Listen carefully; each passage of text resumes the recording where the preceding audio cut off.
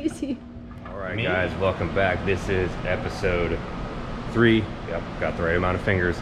Where we are going to be bolting the 4L80 to the 5.3, going over the new flex plate converter, all that stuff. First things first, I got to get the pan back on here.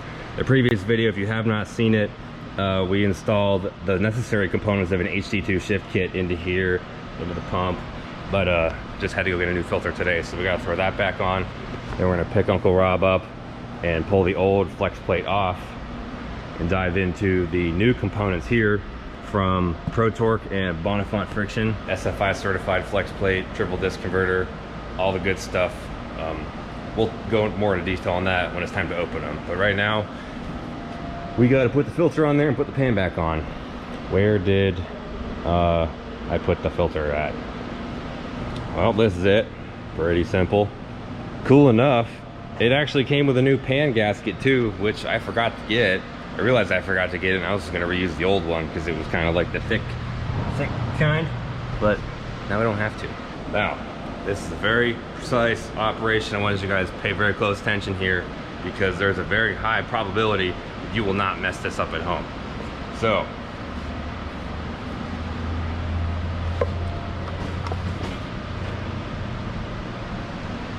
that's it. That's all we had to do. I said you probably wouldn't mess it up at home. If you mess that up at home, you've had too many beers or some other issues we don't even need to go into. Old gasket, nice and crusty. You might as well clean that back out before we put it on. I feel like it's probably just something you should do. So now we got the filter and the pan back on, and we can now buzz this off, the old flex plate. You can't use the same flex plate with a 4L60 and a 4L80. The spacing is different. Don't get the 4L80 in the converter and have it, you know, you're gonna bolt it up, it's not gonna fit. So yeah, if you want to use an OEM style flex plate, it's gonna have to have a spacer in here to space it out, and then give a new place for the cam button to seat, or the converter button to seat, because there's actually a nub on the back of the torque converter that seats in here, kind of centers everything so it doesn't vibrate. But yeah, that's a whole other thing. There's a plethora of information on that on Google if you search it. Kind of like a lot of things that I get asked a lot. Just saying. Maybe use Google before you ask people things. Anyway, let's get this off and get our super sweet Boninfante friction flex plate on there. But we'll unbox that after we pull this thing off.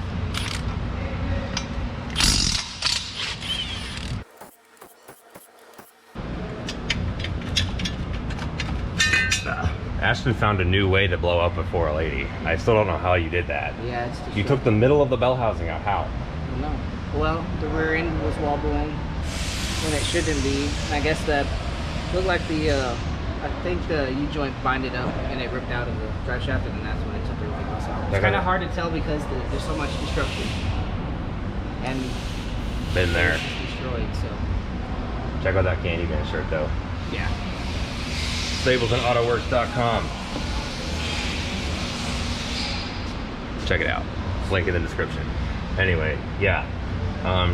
We might as well wipe this stuff off just so we don't bump into it because it's gross. Safest place to put bolts, on the floor. It's not. That is bad nut discipline.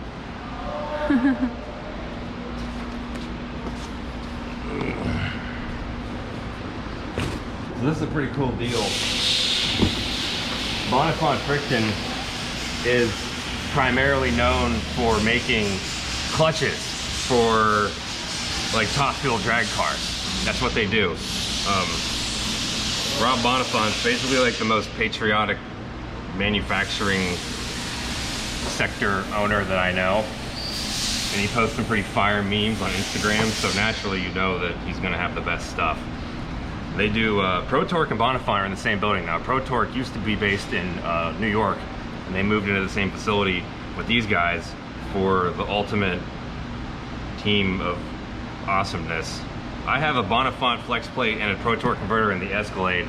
I've had both of these things in there for years. Working with these guys for a long time, wouldn't be using anything else. It's SFI certified, so if you need an SFI flex plate made in USA, and they have a cool looking logo. That's like really important to me. to have a cool looking logo. I don't know, leave a comment. If you get a car part and it comes with stickers, but the company has a lame looking logo, are you gonna put it on your car? Let me know, because I don't. If the company has a cool logo, hell yeah, that's going on the wall, the toolbox, something. Like this, freaking sweet. And actually, fun fact, Rob helped me pick the style of logo that I currently use, because I wanted input from somebody who mattered. Yeah, there's legitimately, I got a screenshot of a text where I showed him that over another design I was working on, and he picked that one even though it was kind of hard to read, and he said, I like it because it's hard to read. Put the full text at the bottom, people are going to stare at it, wonder what it is, then they're going to read it, and that's how you make your impression. So I thought, okay, that sounds good to me, I trust you. And 2 years later, here we are. This logo is the one that works, and the guy with the name on this box is a big reason why. This is an authentic Krusty Krab pizza box. You know, it's for you and me. Boninfante flex plate is for you and me, and you can eat it without your drink too. What are you doing? What? You already ruined it, John. You're fired. Go home. Go ahead, clock out. Just clock out, you're fired. We need an equal, equivalent, like, handyman on the side. Like right here. This is a series unit. You're not going to break this. Let's see here. Are you actually going to read it? Or I are you am. just going to throw it over your shoulder? I'm going to read it. I'm basically just looking for a torque spec on here, pretty much. The instructions say 12 foot-pounds with blue Loctite, but it says with Boninfante bolts. I don't have Boninfante bolts, I just have the ones that came out of it. And the factory torque spec for those is 74 foot-pounds. So I think I'm just gonna go with a solid 55 and still use the Loctite, because I'd rather make it too tight than not tight enough and have it come off. I know I tightened the bolts on the Escalade's flex plate to the factory number of 74, and it's doing just fine. So I foresee no difference here. Yeah, so it says it has transmission side lasered into here. I don't know that it really makes a difference, but there's like a little hole here and a hole in the crank. I'm gonna line those up anyway, just because I can. Probably should. It wants you to check the starter engagement before you do everything else. I feel like there's a reason for that. So we're not gonna put the Loctite in yet. We're just gonna throw a couple bolts in, tighten it down, and then mock the starter back up to see where the teeth are at once it pushes out. Because if for some reason this doesn't work, I would hate to have to pull the transmission back out and do that. So we're taking the easy way. So in line with the instructions, we're verifying the starter to flex plate clearance real quick. I guess I'll just do that so I'm taller. You can stick a little thingy in this hole here and kind of get the Bendix to pop out and do it that way. You can see it does engage. It's not super tight. It's kind of where it needs to be. And I guess it's gonna be stupid to come back out. I don't know why it doesn't want to roll back the other way.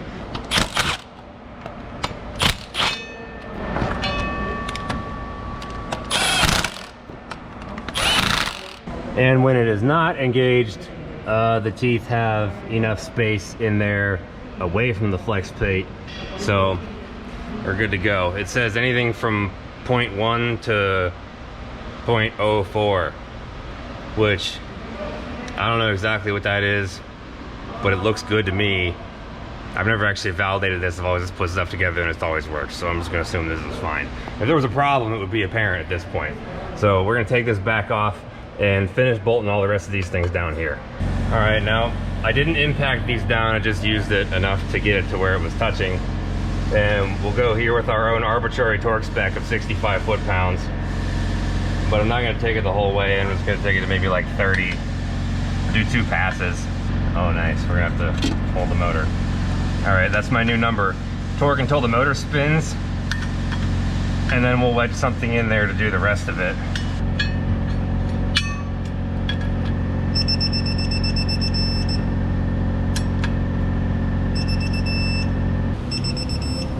Cool. And this torque wrench is Super Tuner Tanner's. and it's probably worth about half as much as Uncle Rob was before it had a turbo. So I'm gonna clean it off and put it back now.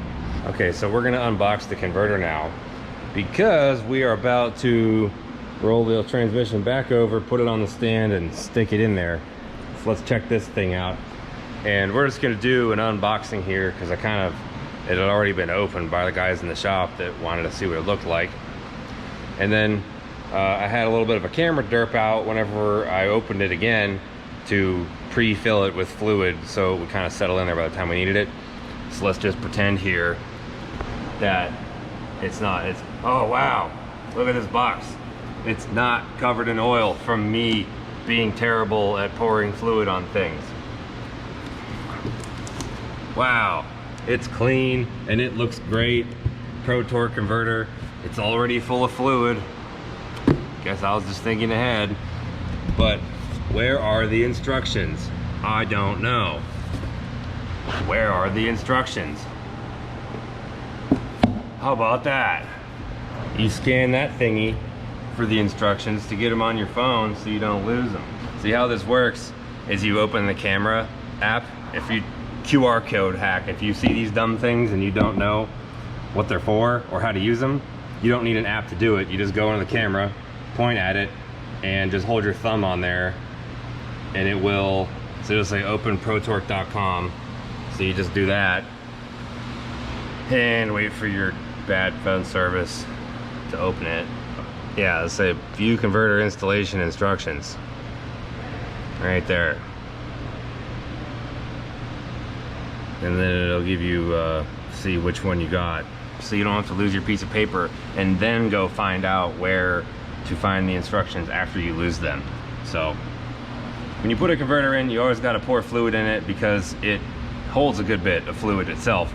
You pre-fill it before you put it on the transmission, so you don't have to keep pouring it in through the dipstick as it pumps it in there. You want to have it pre-filled, and sometimes it takes a while for it to settle in there, so you can like spin it and get it to go out through the fins and all that stuff, which I already did. So we can get this thing taken out and get ready to stuff that thing in there. Let's do it. I thought you were gonna turn the camera off. Oh. Don't try this at home, kids.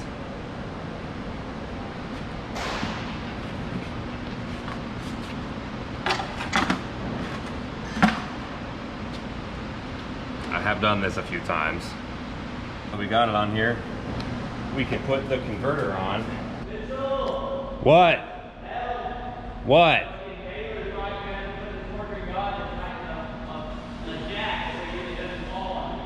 You need a jack? Oh, great. Off to the other side of the building I go. I've only made 4 trips back and forth looking for something. He tightened the floor jack so tight, none of us can loosen it. He tightened the floor jack so tight that none of you can undo it. Yeah, come on, you go do it. We need muscles. You need, oh God. All 3 of us tried to get it. And they made fun of me when I couldn't get it on the first try. I got a Yukon to build, see you later. Oh my God. Anyway, what I was doing is I was thinking, oh crap, I need to go to dealership and get a shifter cable bracket because this transmission doesn't have one. And then I remembered, wait a minute, I had to get one of those for the S-Clit. I had one on there before that thing had a manual valve body. I had a factory bracket on there. And I thought, what did I do with that? I was looking around at some of the boxes of, you know, Escalade parts I brought down from Pennsylvania, and they weren't in there. And I realized, wait a minute, I think I know where it is. Let's go do some investigating here.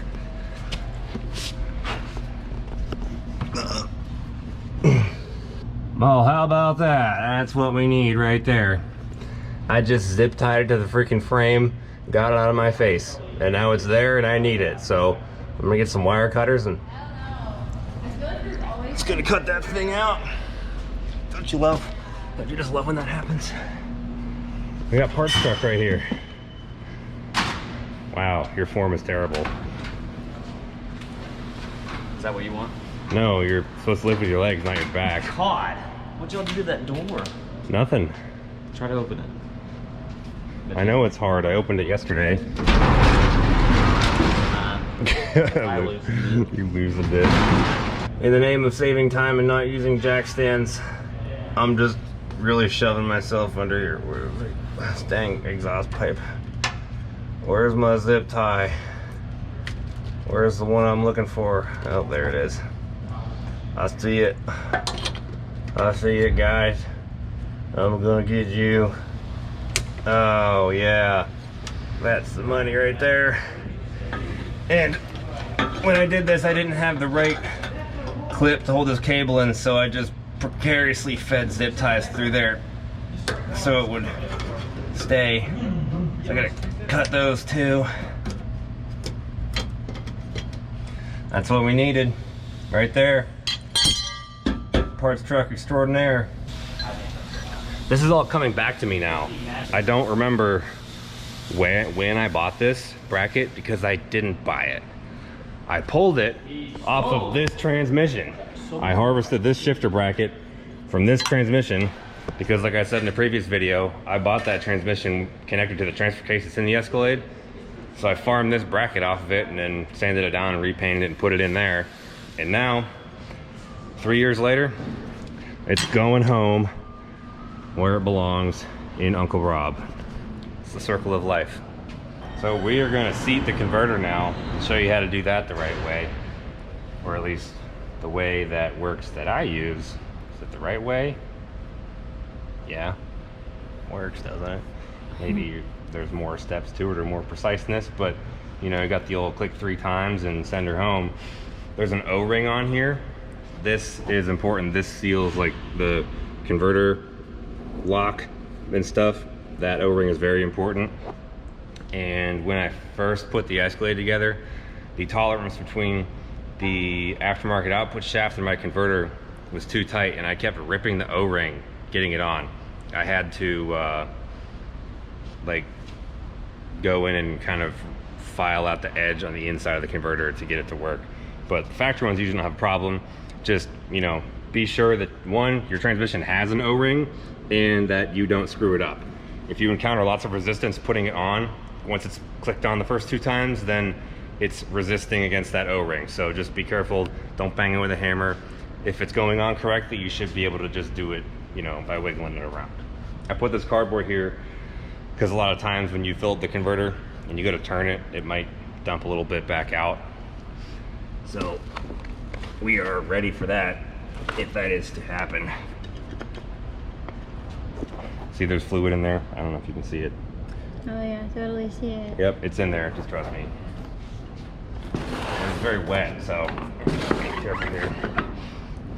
So there's 1, 2, and I can tell it's not on the 3rd one because I can get my fingers back here. You just kind of, there we go. There's the 3rd one. You'll know it's in the whole way if you put your finger, your whole hand behind the converter between the back of the converter and the pump.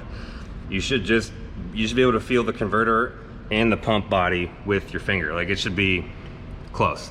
If there's room to move your hand around in there like that, it's not in the whole way. So don't gotta try to stuff it in with not in the whole way, because you'll bolt it all up. You might think it'll work and everything. It will not work, you'll blow up the transmission. I've never done that, but my friends have, and it's a sad day when that happens. You just gotta take the whole thing back out, and your freshly rebuilt transmission is blowed up again. So simple steps prevent dumb things like that from happening. Also, this is the cam, or why do I keep saying cam button? Converter crank button thing that is apparently gonna give me a hard time. Yeah, this is what seats into the crankshaft. Never seen one have a cover on it, but gotta take the cover off. It's protected. Yeah, gotta protect your nub.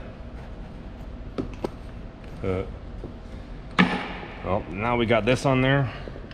Everything spins okay. We're ready to shove it up in there, but first we're gonna have to lower it back down. It's too high for this jack to reach. So, yeah, always check your surroundings before you start lowering stuff, because if we lowered it right now with that pole under there, we'd dump Uncle Rob face first off the lift into the floor. So something I do on the Escalade is the first time I ever put it together, I put a little bit of anti-seize on the dowel pins to prevent the fiasco that we had in the other video of getting the 4L60 out where it gets stuck real bad. If you lube all this up, it does not do that. It'll just come right out. So if you're a guy like me who's sending stuff to the moon all the time, you know, putting some anti-seize in here, I put it on the bolts too. That way, once you crack them loose, you can just get them out with your fingers. That's my favorite. And we're not gonna use all the bolts again either, because screw that. Screw that top one. I hate you. Go away forever. And since that particular transmission's kind of cruddy because it's from Ohio, I'm just gonna put some on here too. Because if the transmission's already crusty, that means it will probably stick to the block a little quicker. I mean, you probably don't need this much, but it's already on the brush, so we're just gonna let it rip. In a few months, hopefully, at least a few months, when we cook this thing from making too much power, it'll be easy for us to take out again. It's time for the insertion. That's what she said. We're just gonna shove it in. That's more like it.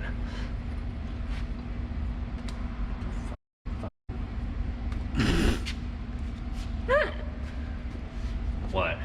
The camera's on. I know. Oh. I can edit stuff out. Maybe I'll leave that there though, just so people can see how I really am. When an extension cord gets in my way. Cute little John. Pump it up, pump the jam. That's what he did last time I was doing this to the Monte Carlo. Oh my god. I freaking died. He must have heard that from like a cheer or something. That's the era of music that he listens to. He's weird. That's funny. Yeah. That used to be like a cheer that we had to do and I hated it. It was so annoying. And then you had to like dance at the end. And that was like the part that made me hate it. You didn't like dancing? No. Oh, what the? Okay, well, that's why that's not working. The dowel pin from the engine that this transmission was connected to is still in the bell housing. That's why it's not working, so I have to lower this down and take that out. Learn from my mistakes. You're not gonna lower it the whole way, are you? No, just enough to get it out. Cool, yeah. Lesson to be learned here. Make sure existing dowel pins are not still stuck in your transmission. Because if this wasn't on a train jack, if you were doing this on the floor and you had it precariously perched on a jack, or your friend is underneath it and you're all dying, yelling at each other because no one's in the right spot. We've all been there. And then you find out that this dowel thingy is still in here. You guys are gonna be having a bad time. But yeah, it's out of the other side, so we'll just punch this out real quick.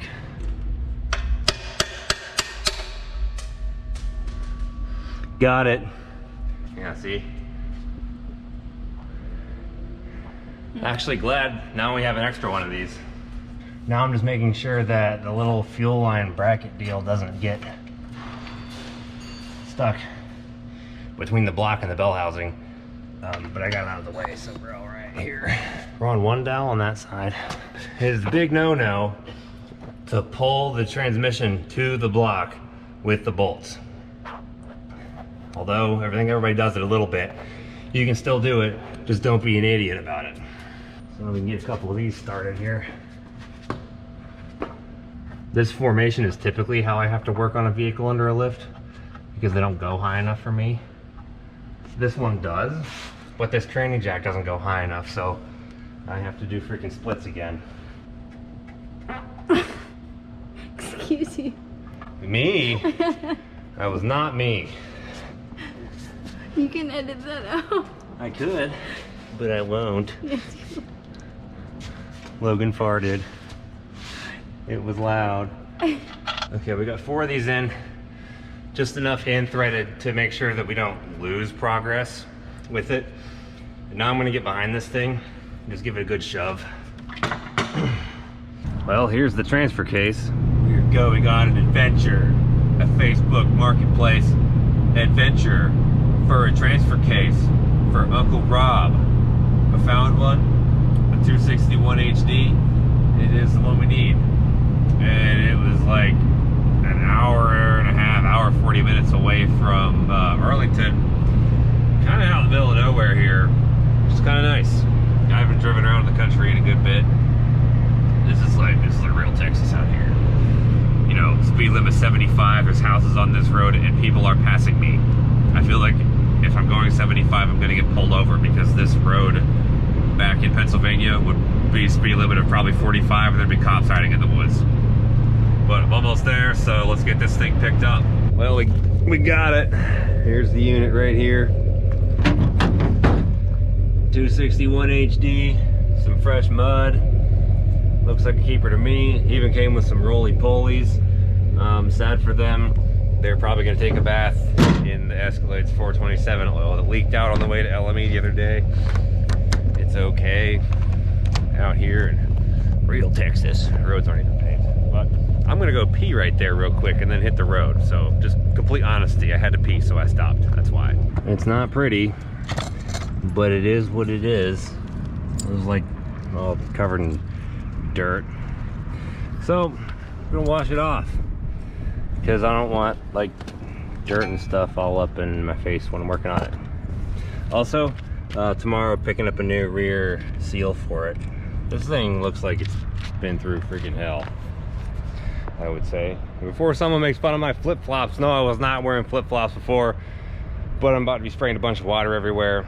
My feet would inevitably get wet, so I am wearing flip-flops. Shut your face.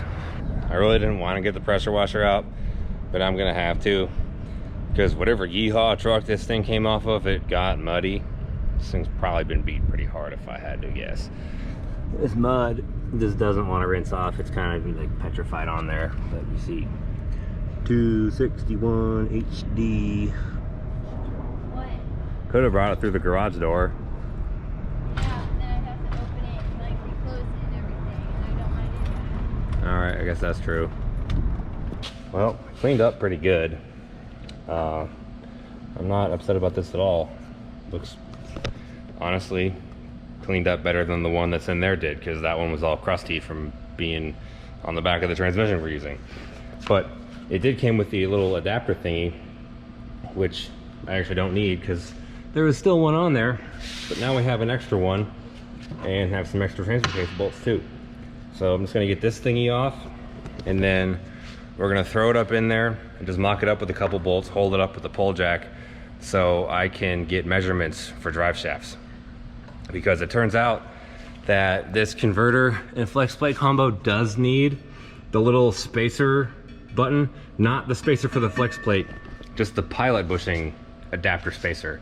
So I'll have to run to Summit Racing tomorrow and grab one of those and throw that in, which is annoying, but you know, this is how it goes on builds like this. But in the meantime, I'm still gonna throw that up there and mock it up to get a drive shaft measurement so I can find a drive shaft place, call them tomorrow, and get that started while we pull this out, stuff that back in, and bolt everything up for real. Then when we have the cross member done, we should have drive shafts already. We can do the wiring, which is just adding one VSS sensor and moving one of the pins around in the plug. But we'll cover that in a later video. That's about it. So it might be a little bit more work to mock this up now, but it's gonna be worth it when it saves a day, 2, 3 days at the end before we can actually drive this thing. So that is the plan. Looks like the proper tool.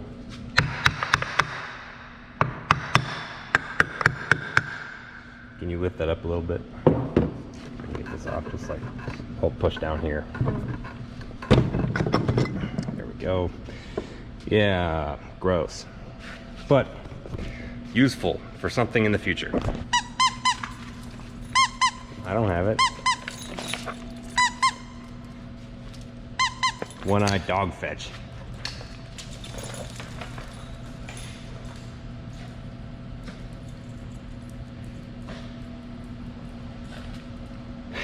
Did he think that was the door? He thought that was the door. So, explanation time.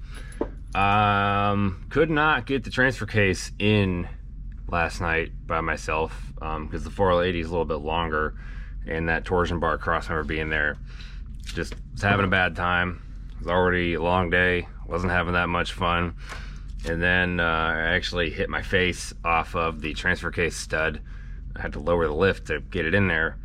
And when I stood up, I hit my head off the frame, and then my head bounced off the frame, and my face hit off the transfer case stud right there, swollen, and it hurts. It hurt a lot.